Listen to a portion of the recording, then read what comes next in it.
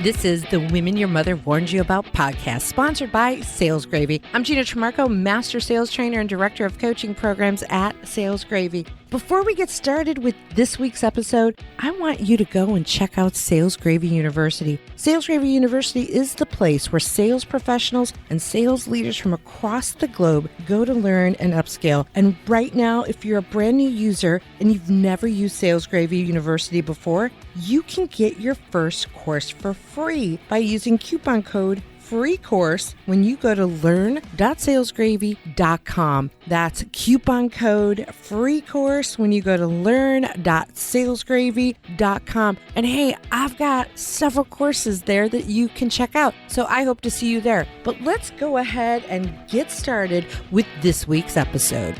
And that's where I see Outbound, because it's this congregation. And I think one of the secrets too, the sessions are amazing, but it's in the hallway when you're talking with a speaker one-on-one, or when you get a chance to sit down with some sellers who are giving you insights from their industry, or you're getting the networking opportunity. So you may look at a ticket price and say, yeah, I know how to sell, but I promise you, you don't know how to get into that next account like this person who has that connection. And those are some of the magic moments that happen in Outbound.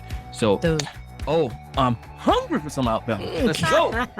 Can I get a witness? Can I get a witness? I feel a song coming on. I feel a song coming on. Go ahead and pass the plate around. Get that Outbound part going.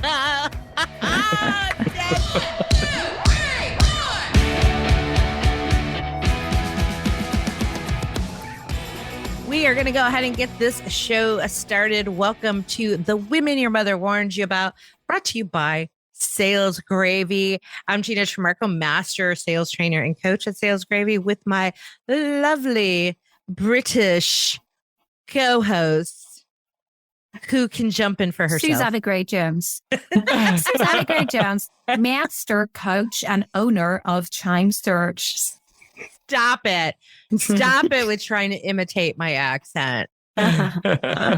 Just in case. I'm too tired to try to be English today, so you're gonna not have to deal with that. Phew. I'll stay.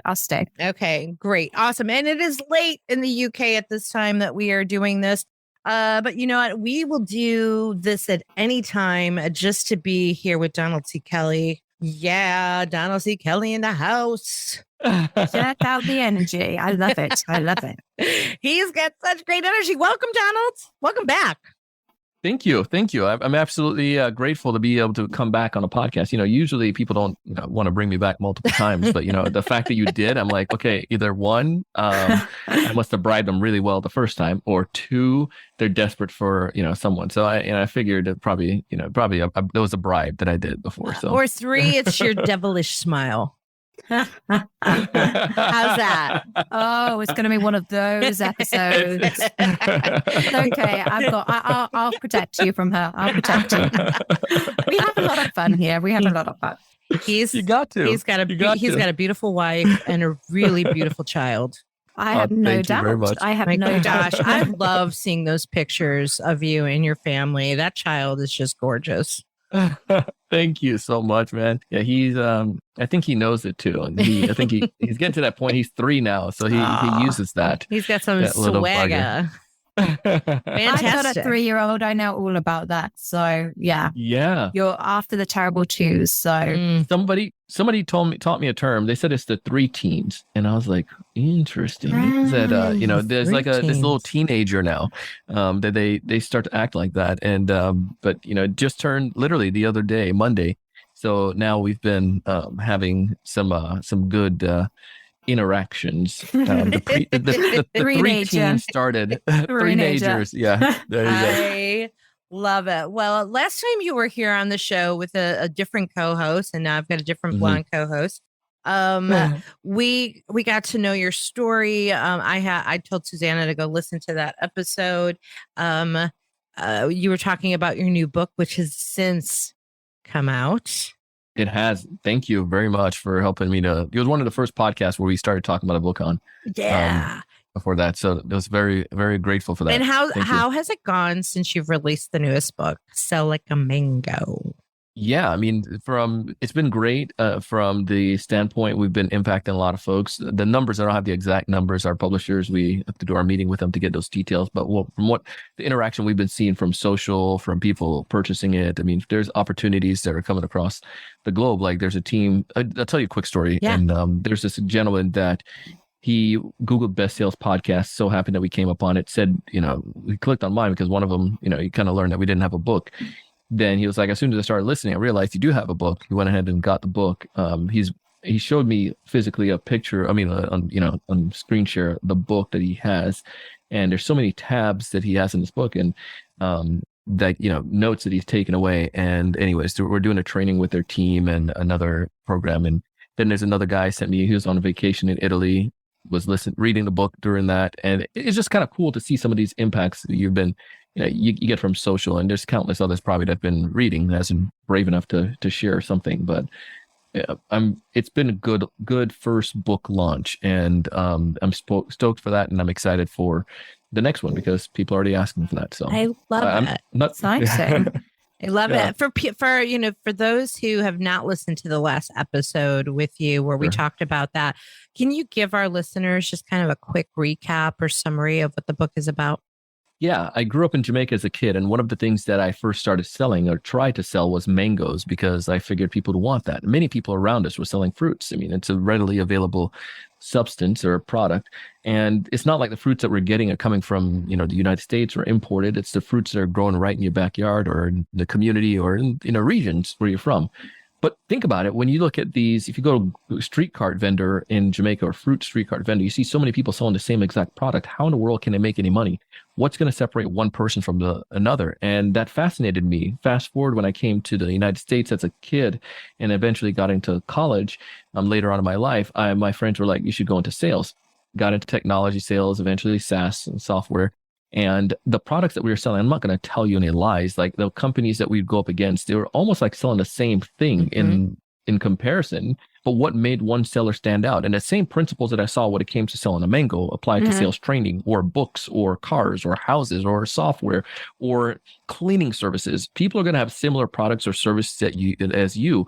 What separates one of those sellers from the next? And the book breaks down in 10 chapters what sellers can do. And we focus on new sellers, but the principles apply to everyone.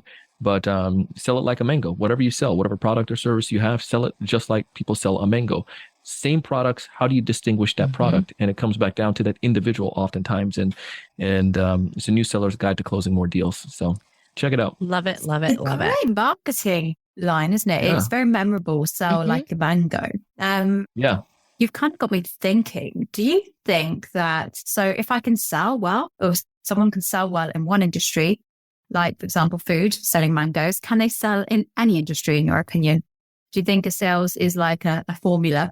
Yeah, I think there's definitely science and art to sales. Their sales has the principles of sales that doesn't change no matter what. Like I'm not going to buy anything, whether it's a business to consumer product, such as like maybe water treatment services, or I'm going to invest in a marketing company for my B2B business, unless I have a challenge or a pain. And the sales professional or the educator, how I describe them, needs to be proficient at helping me to educate or understand how to find that pain or recognize that I have that pain. And two, guiding me to be able to make a decision to be able to fix that pain, whether that's through, their services or whatnot. So I think the principles of sales, no matter what it is, longer sales process or short, are still the same. But I do believe there are techniques that will help or facilitate that being more fluid. So I've sold many different products. However, transitioning from selling door-to-door security system to selling in complex software solutions to city, county governments in K-12, I had to learn industry move because there's one sales process that took an hour, the other one that took, a year and a half. And in that vein, though, I needed to understand what were the buying cycles and what were the buying windows. It's not necessarily, those weren't the sales principles, but by understanding the techniques or the industry or the way you go on operating in this industry helped to enhance and made me more of a proficient seller. So I do very well believe it, but I think it makes sense if you try to do, shorten ramp time. I encourage sellers, you stick to things that you have that experience selling, so it limits your ability to learn that industry. But I do feel that it is transferable if you did need to. Yeah, I see. I think this very much so. But, I work in recruitment and I hear a lot of excuses where people say, well, no, our industry is different, so we don't sell like that. Or I'm from a different place. Jeb hears it all the time. And we hear it in sales training. Mm-hmm. Oh, I'm from this country. And well, for example, I'm from England. The English sell differently. I think at the end of the day, so much of it is about psychology and human behavior and messaging. What is the message behind what you're selling? We just got done having a Bernadette. I can never say her last name the right way.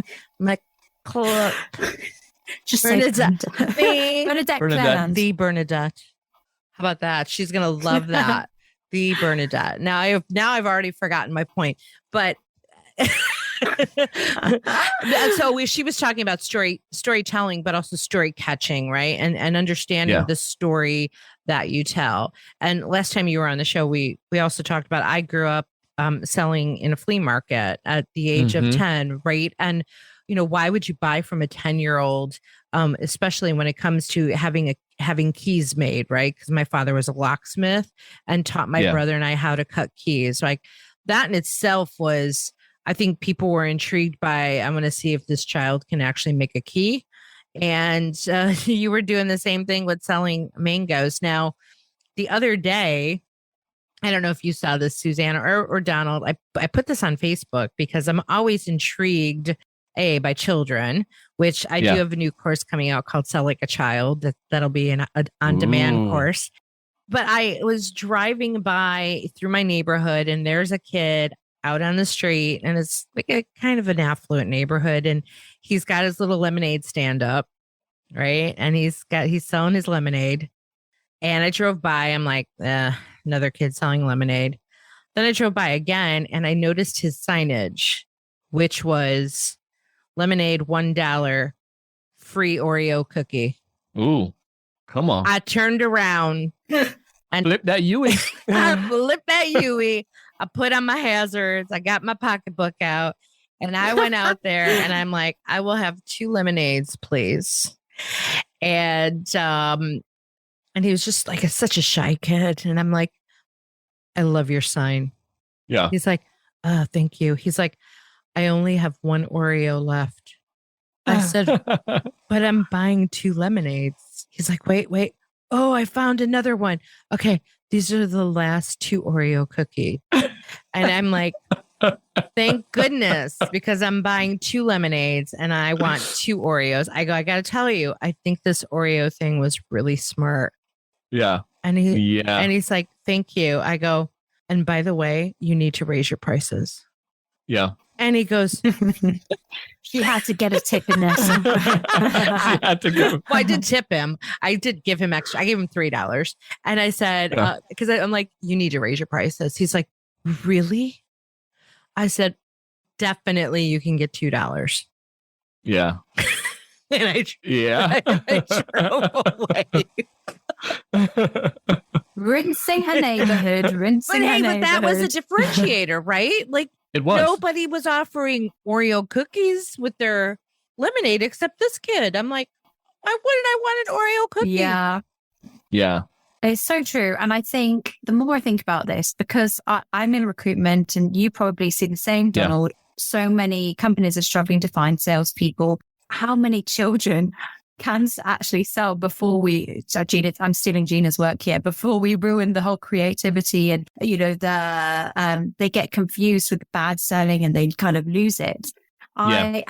I truly believe that instead of teaching children algebra and maths in school, that doesn't necessarily make sense, elements of maths, we should be teaching them how to sell early on and influence people. I really believe that we should be starting earlier. And I could agree with that tremendously. I feel that there are countless examples in our day-to-day life when we grew up as kids that we practice sales without even realizing it. Exactly. I did an interview with a gentleman today. One of the things that he shared was that one of the issues that salespeople have when it comes to closing is that we are so fixated on ourselves and our self-image. And I think that's one thing, maybe you have it in the book, Gina, like kids don't necessarily have that view of. It's not, they're not vain. When you see a kid with a snagitude, got like, missing his first, the tooth out there, but he's still out there smiling, cheesing, and, happy to be there. And hair is not perfect, but, dang, it's just a cute little kid. I think they're not worried about, well, what are they going to say, Mom? Are they going to look at me and see my teeth not there, that I'm missing a tooth, or that I have a zit on my face, that my hair is not growing, like, my hairstyle is not crazy. They're just worried about, like, I want to make sure I have enough Oreos to be able to give for these lemonades. And I think that makes it so much better. But we are so focused on ourselves. What are they going to say when I call them? How am I going to look? Are they going to am I going to be professional enough? Am I going to be pushy? Are they going to like me? Are they going to respond to my email? It's not about you. It's about what the problem that you're solving. And gosh darn it, I want my Oreo cookie and I want that lemonade. So solve that problem. I don't care what you look like. Solve that for me.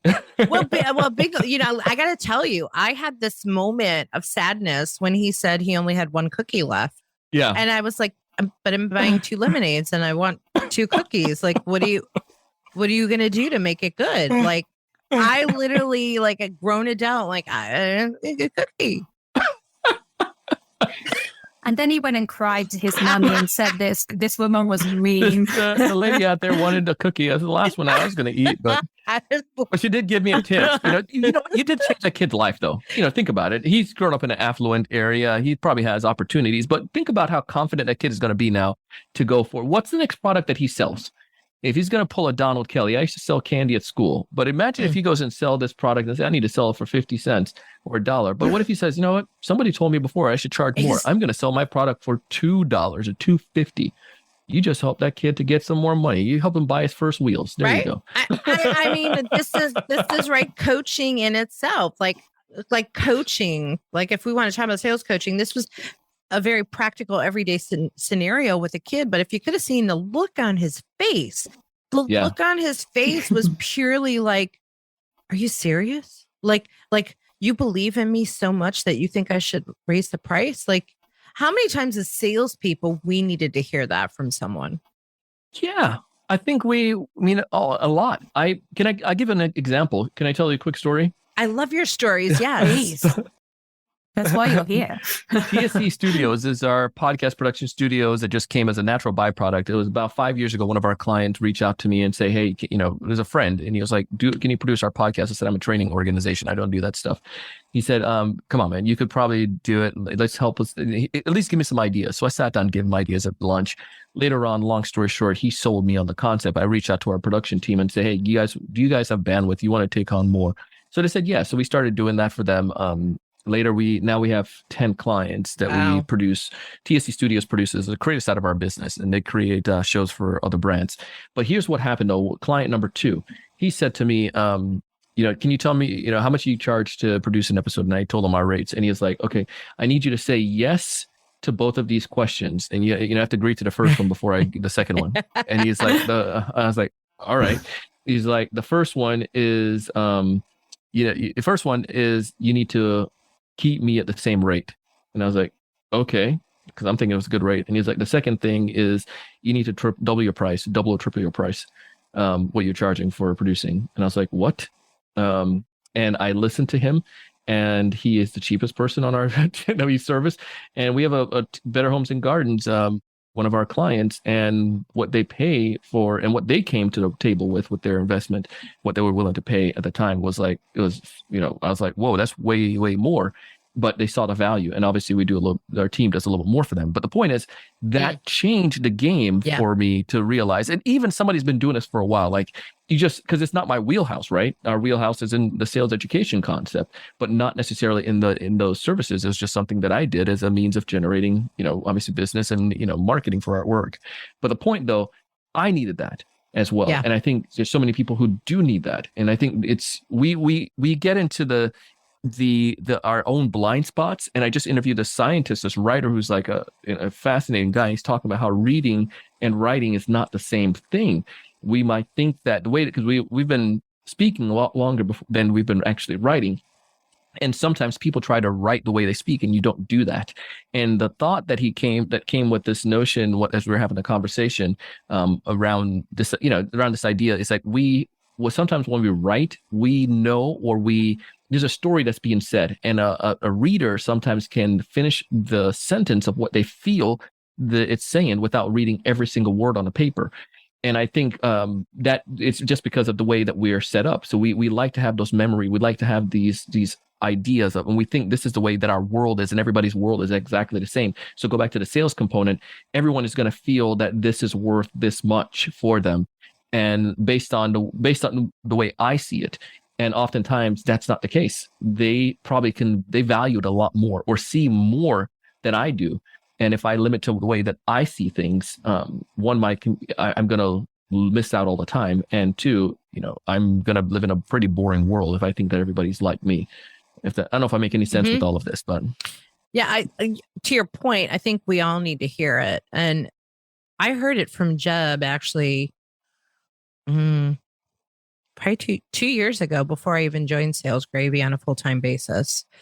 We were already in conversations. I was trying to design coursework for Sales Gravy, but I wasn't on full board. I was running my own business, and I invited him to something that I was teaching online, and he responded back immediately that my prices were too low, that I needed to double them. And I had that same aha moment. Maybe that's why I did that to the kid with the lemonade. Right. Like literally, he's like, you can't be charging this. Yeah. You need to change your rates. And then when I joined the company, like for some reason, all of a sudden, like I put proposals out there with numbers that then I'm like, nothing. I just have the utmost confidence in what I'm presenting that I'm not worried about the numbers. And going back to your story about the kid with the snaggletooth and not worried, not having the vanity, right? This is something that I refer to when in my course, Sell Like a Child, I call it the cute factor. Now, in adults, right, we're not going to call it the cute factor. In adults, we're going to call it the it factor. Yeah. And the it factor is that thing that pulls people into you. There's something about you. You got it. Or the X factor. Or the X factor, right? It's like, and I came up with it factor going back to being an it girl. I don't know if you remember that. You might be too young for that, but being an it girl of that, it gets someone's attention and you just can't quite put your finger on it. You're like, there's just something about her or him. I don't know what it is. And it's not necessarily the best looks. It's just the science. Je ne sais quoi. Je ne sais quoi. The science behind it shows that people with that it factor are the ones who are really good listeners, and they're authentic and they're storytellers, and children are insane storytellers that pull you into them. Yeah. So I don't know if you guys remember Charlotte Church. Well, you guys know, you're from America. So I grew up in school with her. And that was at a time when kids were just not on TV. It was like, they can't put a little kid on TV like that. She's only 12. That's ridiculous. And then that's now a birth of the whole cute factor, because cute sells, basically. We're not saying to the listeners, go and get your kid and get them to sign your product, by the way, but it could work. I know Gina's going to tell me I'm going slightly off track. So I'm going to get this next question. Donald, tell us, what are you currently working on, and what are you going to be speaking at Outbound? Yeah, so there's a couple of things that I'm very passionate about, and one of the things that I'm going to be speaking about at Outbound is planning and time management. And I probably shouldn't give it all away there, but this is my sales planner that I created this because I didn't have a tool that I enjoyed that I could utilize. And this was, again, one of those things that experimental phase, right? And we love to experiment here at TSC, but we were experimenting with some, I was trying to figure out how to keep track of my days, and I was writing things down, couldn't find a planner that I liked. And then long story, I created it until printed off at Staples. Then eventually a client saw it, they were complaining about their sales and how they can keep them organized. So I shared the idea with them and gave them a template. They're like, can I buy some from you? And I was like, yes. And then we just gave them, got a Staples order. And then eventually more people heard about it and wanted to do it. So last year we actually did a production and people can buy it now on Amazon. The point though with this planner, one of the things that we see, LinkedIn, we've done some partnership with them and they point out that 30% of sellers' time, about 32 or whatever the latest state of sales, about 30% of a seller's time is actually spent selling, 30%. So with that being said, imagine if we can get a seller to sell at 32% or 35% or 40%, where they're actually having more time selling. What would that equate to in revenue or in pipeline? And that's the notion. And a lot of salespeople wing their sales performance. And that's one of the things that we're going to be tackling on that I'm really, really passionate about. There's data behind it. There's some science, there's some action, there's some fun stuff that we're going to be tackling at Outbound with that keynote session.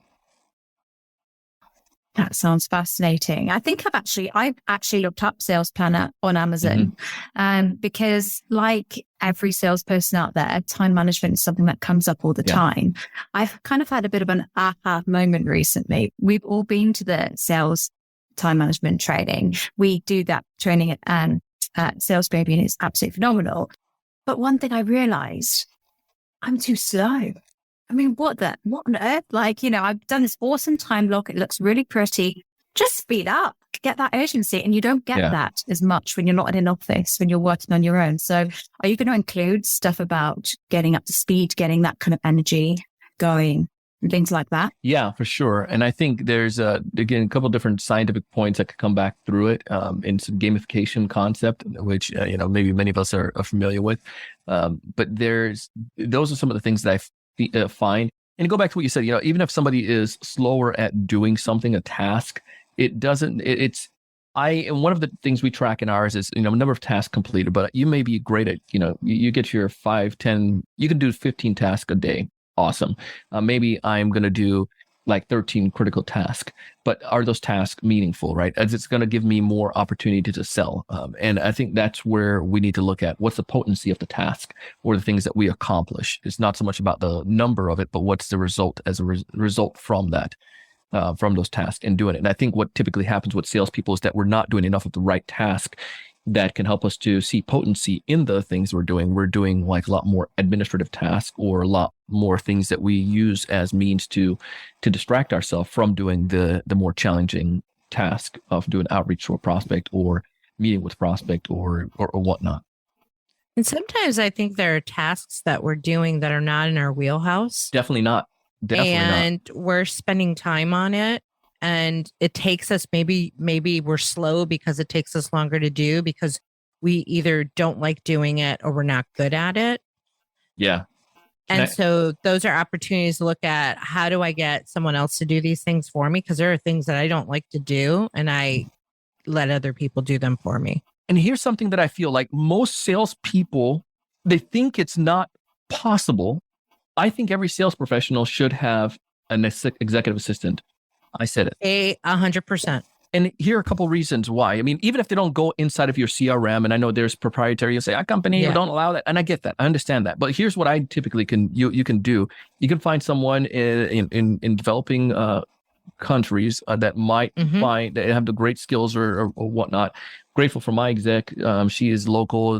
She's stateside. She's done executive assistant role before and so forth. She helps us make sure my life goes normal. And one of the things that I would do is I would record like at the end of the day. So I don't want to do admin task. I suck at doing admin task. So, but I would do on driving home. I have 30 minutes or 20 minutes. So I'll do, audio thing, hey, Maureen, met with today, Gina and Susanna. We talked about this, here's the blah, blah, blah, the challenge that they're facing. Here's the next steps. And here's what we'll do. Can you go ahead and create the proposal as well for that? Done and done. And then I get a Slack message later on that those tasks are completed. Prep email is already sent. I'm like, man, this is good. And you're not breaking a bank. But I think if you're going to act, if you can recognize that, it makes such a big difference. Don't do things that, like you said, Gina, not in your wheelhouse. You got to do things that's in your wheelhouse and you're built for, and you may be built for selling. So do that. That just was another eye opener for me. I hate doing proposals. I don't like them. I hate. I like when they're signed. I like when they're signed. I like doing the discovery. Yeah. I like coming up with the strategy, but you just gave me an idea. Why couldn't I then voice it to someone and have them put the proposal together for me? Do you want to know my secret? What's your secret? We use PandaDoc. And PandaDoc is just like you do, like hello sign or whatever those things call, but I've been using them for years. We have in that a built template for our 5 or 6 programs. The issues, the description of it are the same. The legalese are the same in those, but then the strategy, like you're saying, that component. Yeah. I record a voice message, and then Maureen takes that and plugs that bad boy in. So yeah. That's what I'm saying. Like, I've got my template, bro, and all I really need is someone to take the discovery notes out of my head or out of my CRM or out of wherever. Right? I mean, I have them, and then it's like, lay this out in the objectives, and then here is what I'm proposing we do, and I can voice that, and I can even voice the pricing. I do all of that, and then have someone finish those few slides. I just review it. That's all I do. I take a peek at it afterwards. I look at it, and I see the details, and I say it looks good, and give my blessing. And then, she can send it off. And you know what? On that too, the way our system is set up, it's connected with our accounting team. So then they know exactly what it's going. So sales guys are not saying this stuff, and then accounting is like, holy crap, these guys are. And we've got all those systems in place. But I'm always looking for what's the one thing. What's the other thing I can take off my plate that will give me back 30 minutes or an hour? Yeah. And salespeople often do find that admin isn't one of their favorite things to do.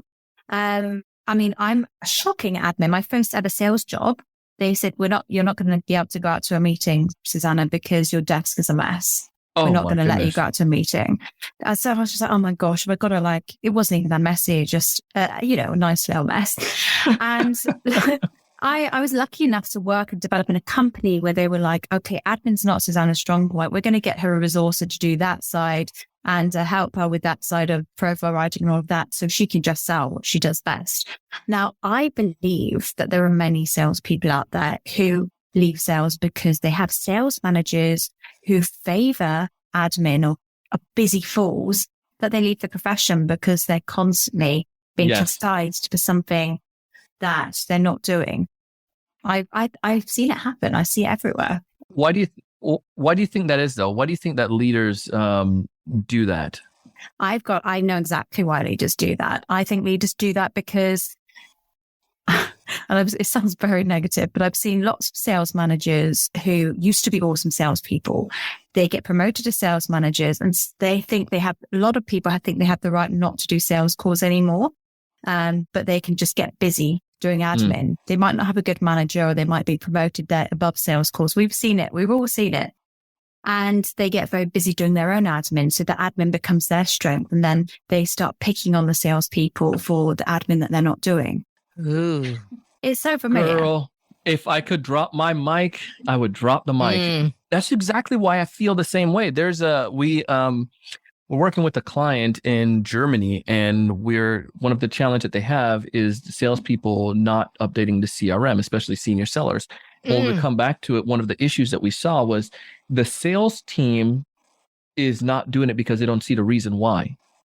And the issue is managers want the sellers to go back to, you said, the admin task. They're so steeped in admin work that that the things that they want the sellers to do in the CRM is all about for them. It's like, updated so I can get the report, updated so we can have the proper forecasting, updated so we can do this. It's like all of those are for you, like executives. What about me? And that's where it's not being dictated or helped properly, and proper guidance and coaching could make that such a huge difference. I was just gonna say this is a coaching opportunity. Mhm. Oh, here we go. Gina knows that I'm not good at. Recently, I've been quite bad at updating the CRM. I wasn't gonna point you out. Don't worry.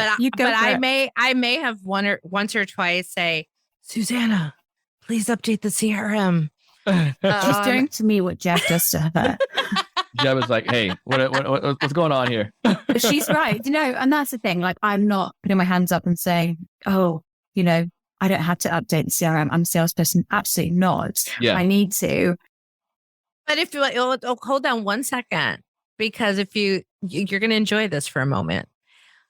Donald just said something that was an aha for me. Right. I'm saying, hey, Susanna, update the CRM because I'm doing the report on coaching. But I'm talking about what I need. Right. Because I have to put the report together. Right. Like, but really, like when I think about why CRM is important, it's the only way I can keep track of my progress. It's the only way for me to stay on top of follow-up. It's the only way for me to move things through the sales cycle is the CRM. It is like what I rely on to make my living. Yeah. And that's the coachable part of it. Yeah. And I think the beautiful side to that too, what you just pointed out there, Gina, is like if there's something that I could readily see from the seller's standpoint, the reason behind doing it, again, whether it's for my income or the deals, let's say not all deals close. And I think everybody understands that right now. But let's say that some of my deals didn't go through. If that wasn't a coachable situation, and you were able to help me identify and pinpoint, not that you're manipulating, but help me to pinpoint, like, if there's critical things that were missed, Donald, and you have a great memory. In addition to helping you out, you could have gone back to your notes in this, or, you asked a question to lead there. I don't want to go through that right now, but, if you were to coach me through that, how do you feel that if you had a note written down about the fact that, their sales cycle was that long that you didn't, if you did forecast it differently, how you feel that could have impacted? Well, dang, that would have been good. I just couldn't remember from the call. Gong recorded some of that, but yeah, I wish I could have had an opportunity to do more to get that down or noted that. That's coachable. That's why you want to do your CRM. People change for their reasons, not yours. Come on. But yeah, it's so true. But it is so true, and it's a good reminder because sometimes when it's time for me to like crunch and put the proposal together, I'm like, oh my God, what did we talk about in that discovery? Yeah. Okay, let me go find I didn't put the notes in. Where's that notebook? And then I'm like, okay, we've got the transcript. Oh, I don't have access to that. Who can send me that? Right? If I would have just put some notes in the CRM, right away, then I would be more effective. In the proposal, and maybe I haven't closed some deals because I didn't show value because I forgot details. And I think, the beautiful part about that is that you don't necessarily take the note of everything. You need to take the note of the at least one thing is the emotional things that we talk about. I might tell you, that, I have a kid, which again, it's a good point. That's a rapport building point. If I can tell you though, last week I spent I was freaking out because 40% of my sales team didn't have anything in the pipeline, and looks like this month again, it's going to be the same data. And I'm concerned about my job. Bro, that's the money right there. You put that down as a key point. Donald's concerned about the growth and get more details in that. My kid is awesome. You can get that. But if you can focus on a thing that's going to help me to take care of my kid too, like those are some key points that you can have. And that's going to help me in that proposal. When you put that in that proposal, Gina, I'll be like, yeah, that's, she did quote me $100,000, but dang, I don't want to lose my job. And that's, if I don't do anything, I'm going to find myself in a pickle. That's it. 100%. Like when I'm listening for their exact words. Yeah. And I put their exact words in a proposal. Yeah. Goodness. Like their exact words. And it might not be the way I would say it, but I'm saying it the way they said it so that it clicks, so that they remember, oh yeah, I need this. Creating the need. Come on. Come on. This is some good. This is some what good. a load of sales legends we are. What a load of sales legends we are. Yeah. No, it's true. And do you know what? I don't know about you guys, but I suffer with dyslexia. So that means that I've always found writing lists hard, and like my writing is just really slow. But now we've got things like, hey Siri, please add to my calendar tomorrow that I need to do this. Oh, it's awesome. I love it. And I think someone who can make the next sales tool that is like a virtual assistant, like, an Alexa, but for sales, that will be $1 million. Well, they do have that. They've got AIs that can do that for you and kind of function as your assistant. For sales specifically. Mm-hmm. Motivational quotes every morning. What's this called? Give me a song because I'm doing my power hour. That's some good stuff right there, man. Yeah, there's a lot of ways to help us. But I think it comes back down to this notion too, and I think you hit on this as well. Is like as a sales professional, am I taking advantage of the opportunities that I have available? Do I even go back down to my motive and to my why I'm doing what I'm doing? And if you understand that and remind yourself about that, I think it does help you to do some of the painstaking things that you don't necessarily like to do, but it's going to help you. And if it is like, to get the information to my admin so she can take care of the stuff. Yeah, it's not the pretty stuff, but you got to do it. It's better than writing it out myself. But you got to do what you need to do to serve the client and to help the client see the result. And I think sometimes I have to tell myself I'm doing my client a disservice if I'm not doing those things, because I want to be able to be the best consultant that I can to help them solve the problems. So awareness is the mother of all change. I'm going to ask you a bit more about your outbound speech. I want to know, because there are so many time management courses out there, so many, and some excellent ones, some mediocre ones. What makes yours awesome? I'm Donald freaking Kelly. That's why. Hello. What can I walk away with at Outbound? He's gonna be giving away mangoes in his session. I'm giving away mangoes. We're out of mango season in Florida, but I froze some. I think that one of the biggest things, and not trying to reinvent the wheel with what stuff that many people have, fan of Covey and fan of some of these other, programs that are out there. And I think everyone has something that's going to help them. One of the key things that I've seen is that there's a lot of reactive planning, however. And what I mean by reactive planning is that there's, again, go back to the top of where Gina was saying, like sometimes we will look at our planner on the right side of our planner, or my planner, there's two sides, but we will put down the task that we feel that we need to do today. Such as at 9 o'clock, I'm going to do this, 8 o'clock, I'm going to do that, and so forth and so forth. And that's definitely a step up than just being pushed by, random task. But I feel that what we like to do with our process is we help people to go through critical thinking to eliminate the things that they don't even need to do in the first place. So go back to what you're saying. There's 5 areas that we feel that every sales task could fall under, and people could debate this, but there's business development activity, you have client meetings, you have, we call them administrative tasks, and these go on from order of like greatest to, probably least. Then we have other tasks, which might fulfill our training or one-on-one with our sales leader, and then personal tasks. If there's a sales rep doing something that doesn't fall on one of those categories, then they shouldn't do it. But how many times we know what we need to do and we don't do it? So, and on a day-to-day basis, sellers are filling into their calendar, into their task, the task that they feel that they need to do under this. That's like the litmus test. And if you can't fulfill in one of those areas, then it shouldn't go under right side of the planner in the first place. And everything that's documented on the left-hand side underneath the category has a time frame of when it's going to be completed, which, most people kind of know the blocking idea. So then therefore you have a notion. And then at the end of the day, there's a tallying system that tallies it up. So you can know, did I complete this task? Yes or no. So then now you can grade yourself on a day-to-day basis. Did I get an A or did I get a B? So there's some gamification idea behind it. But the science behind it is that you're limiting things that you don't need to do. And that is the biggest component that we want to push to what sellers do.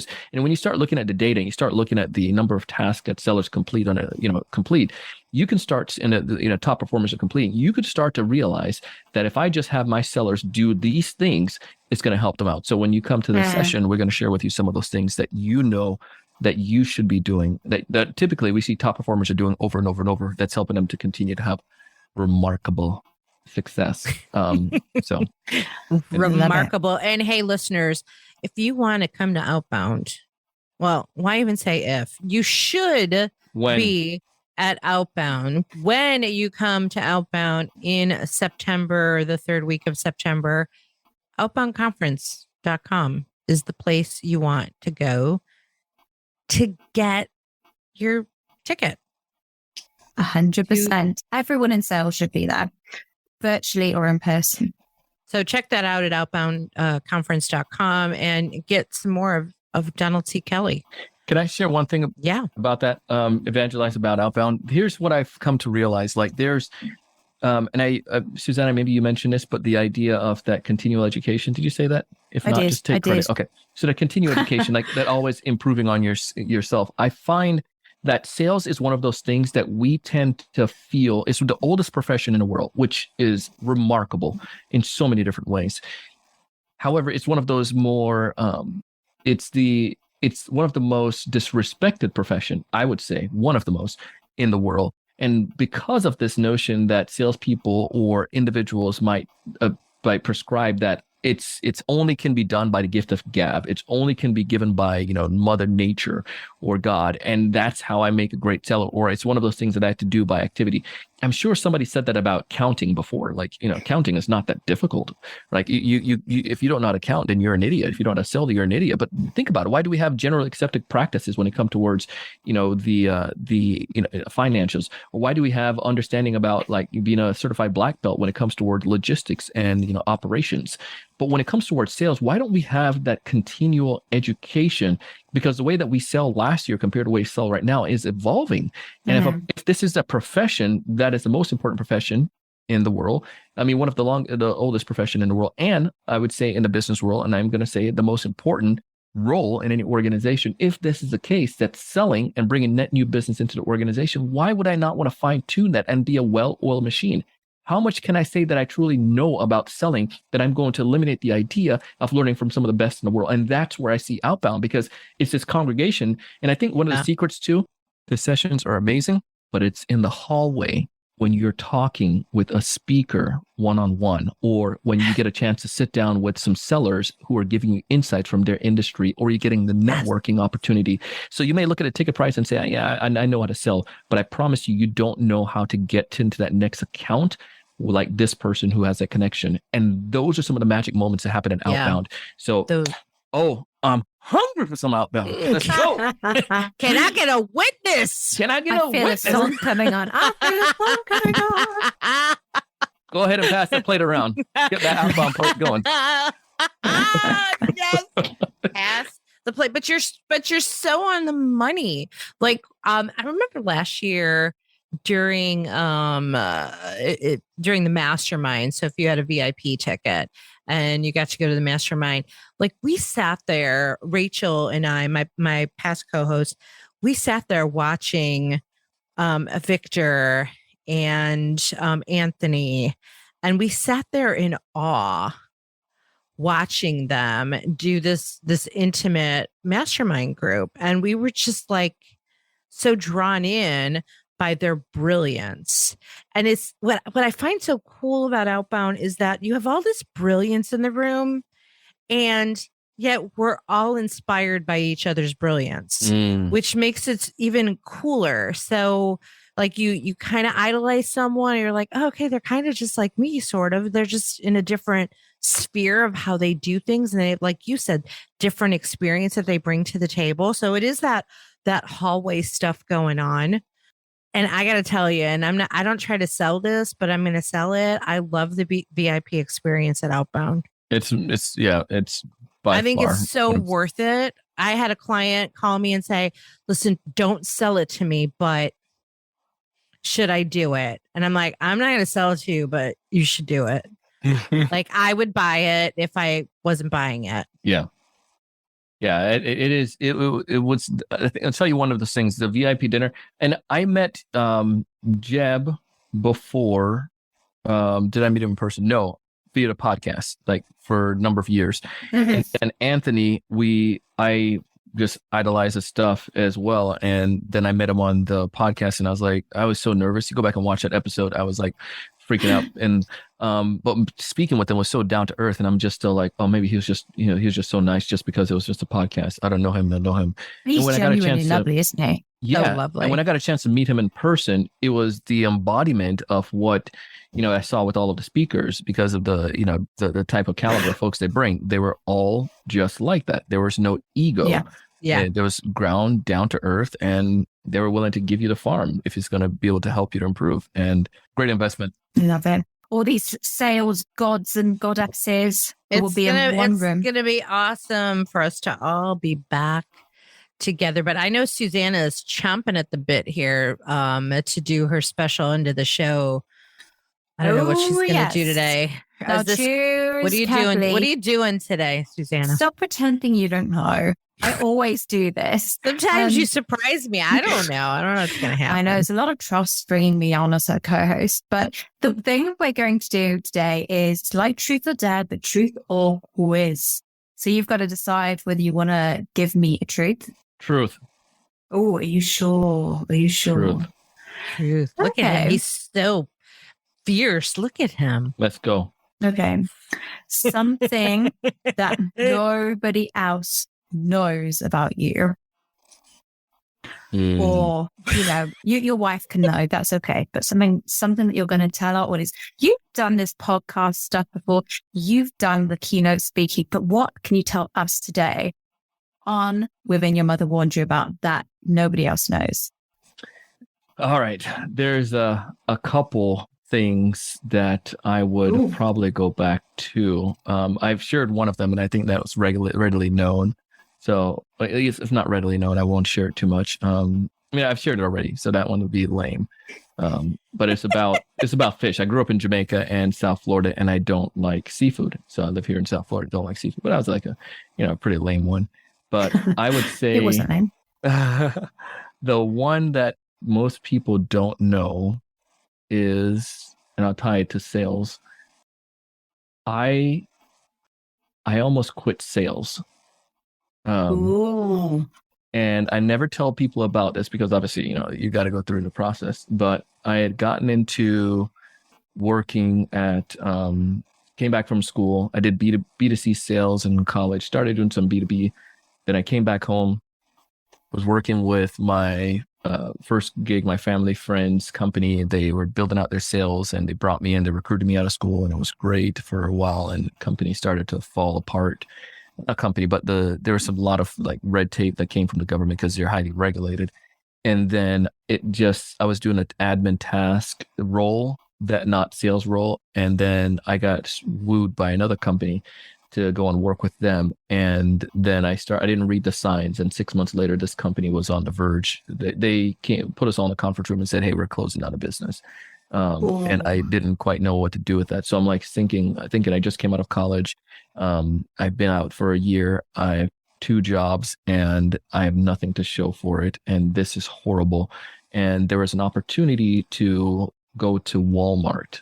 And I know not to go shake hands, but my friends were working at corporate Walmart, and they had, there was an opportunity for me to go out, and one of my buddies got the pull the string so I can come out and go to Arkansas to corporate to do some interviews. Then through my networking, however, there's another gig that came back up, a sales gig, and I was dating this pretty cute girl, pretty hot. And I had the opportunity to go to Bentonville and to leave that and leave it up to chance. And I didn't want to do that. So I stayed, and the networking led to this referral for a job that brought me into the software game. And I'm super grateful for that because it changed our path, but it also helped me to make sure that I stayed with my beautiful wife now. So That's something nobody knows. And she was the pretty cute girl. She was a pretty cute. I'm so glad, because if she wasn't and your wife was listening, like, yeah. That's a really nice story. I never told anybody that. So yeah, I thought about it the other day. So it was the truth. I almost left sales to go to Walmart. Wow. And I think there are many people who do. I really do. For, who don't get the right chance. And that's such an inspirational story. Thank you for sharing that with us. I did learn though, that goes back to what you preach a lot about, Gina, the idea of proper coaching, because I went into the right organization. I got the guidance. They saw the raw talent in me that I had with, clearly I had success before, and then dabbling into some early B2B, but they infused knowledge and experience in me. And in 6 months, became one of the top performing sellers. 6 months, I started outbeating some of the veterans. And then after that, about another 6 months, I started to become one of the top sellers in the org. So anyways. Awesome story. Coach your people. Coach your people. Put the right attitude and the right person in the right place. The environment is so crucial, I think, and having the skills to coach and train. It's like waving a magic wand, I think. So, yes. Love it. Awesome. It was so great having you here once Same again. Here. Thank you. I mean it with the bottom of my heart. I appreciate you bringing me on. And for anyone listening to the show, everyone knows as a podcaster, it's we want several things, but one of them is to leave a rating, a review. And I know they're going to say it in their message at the end, but I just would encourage you. You've been listening to the show. You've been getting so much free education. Just leave a rating and review for this and let somebody else come in afterwards see that. And tell somebody else about the show. You're on your device right now. Just hit that share button and send it to not a mass message, but send it to a person, one person you feel could benefit from it, and tell them, I need you to check out what Gina and Susanna is doing. Check out this episode. That will go a long way for them. And greatly. Thank you. So, hey, can we I think we're just going to keep your voice we're going to take your voice and we're going to put it at the end of every show, because your voice is so good. We're just I think that's what we're going to do from now on. Just listen to Donald, leave a rating, share it, all the things. Thank you for that. And thank you. You've had me on your show and I really appreciate that. So, we all have to take care of each other. And again, it'll be great to see you at Outbound. How can people reach out to you, get a hold of you, work with you? What are the best ways to do that? Yeah, there's a couple things you can do. I'd probably say the easiest way to help you out, go to LinkedIn and then search for Donald C. Kelly. And then you can connect with me, because you're probably doing that right now on your device, and tell me you heard me on the show. And then the second thing is, if you would like to get some of our content, go to salesevangelist.com. And then we have a resource tab where we have tons of free stuff that we like to give away. So go ahead and take advantage of that. And those two places will be a great way. So look forward to. Awesome. And by the way, I wanted to tell you this. My husband bought me the sales planner as a Christmas gift. Because he listens to the show. He listens to the show, and he bought it last year as a Christmas gift for me. How do you like that? That is awesome. And then I ended up marrying him. That's a good person to marry. We had only been dating. I can't remember when we had you on the show. Yeah, because it was like over the summer. We had just started dating. Well, he totally got into he carries my business cards for the podcast and hands them out to the world. Oh. That is yeah, he does. It is the sweetest thing. He is the sweet, because he'll be like, do you listen to podcasts? My girlfriend, now my wife, has a podcast. But I had to tell you that he bought me the planner. Tell him thank you. Thank you for sharing the wealth. Awesome. Thank you once again, Donald C. Kelly, for being here. Thank you to our listeners for listening. Do what Donald says. Rate us, review us, share us, all of the things. Check out outboundconference.com as well. And for more information about Sales Gravy and Susanna and I, salesgravy.com, and of course, salesgravy.university. But we are out of here. Bye, Warners. Good night. Leave a rating and review for this, and let somebody else come in afterwards see that. And tell somebody else about the show. You're on your device right now. Just hit that share button